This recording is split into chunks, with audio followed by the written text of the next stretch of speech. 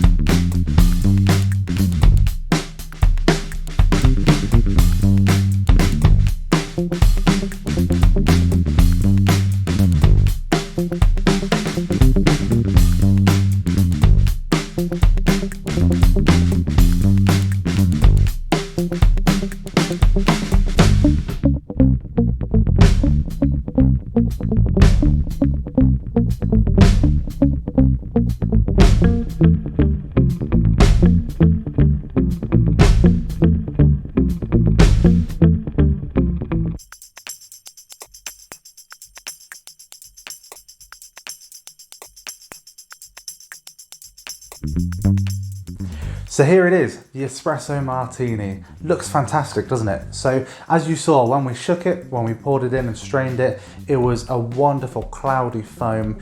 The amount of foam you have will depend on the quality of the espresso you're using, how hard you're shaking the drink as well. It will, as you can see now, soon settle and you'll have a nice layer of foam on top. Not sure if you can see it or not, but you'll be able to see it in the pictures. We've also got some nice coffee beans on top. So I'm gonna give this a little taste and describe those flavors for you.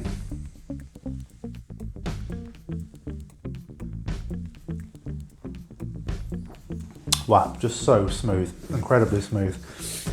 You can also see that Dick Bradsel absolutely followed the brief. I mean, it's gonna wake me up and yeah, enough of them would do the rest as well. It is a strong drink. Do remember it is a martini, so be sensible when you're drinking it. But that flavor is incredible. If you love coffee, that is just gonna be your dream drink. If you don't like coffee, I still recommend you try it because it's not overpowering, it's not potent. There's just a nice flavor in the background, almost, you know, think tiramisu, coffee ice cream, that kind of level of intensity. Just an incredibly smooth drink. So as always, I would like to see what you guys have achieved. We had some lovely posts recently. I'd like to see more of those. This one is an impressive looking drink. When you get that foam just right, it's going to look great. It's going to be Instagram ready, good to go. So please do post, let me know how you get on. If you have any questions or any problems with anything, please do either send a message or comment as well. We're showing this to you on Facebook, Instagram, YouTube. Please do let us know what you want to do, what you want to see, and we'll put things together for you. Anyway, until next time, stay safe.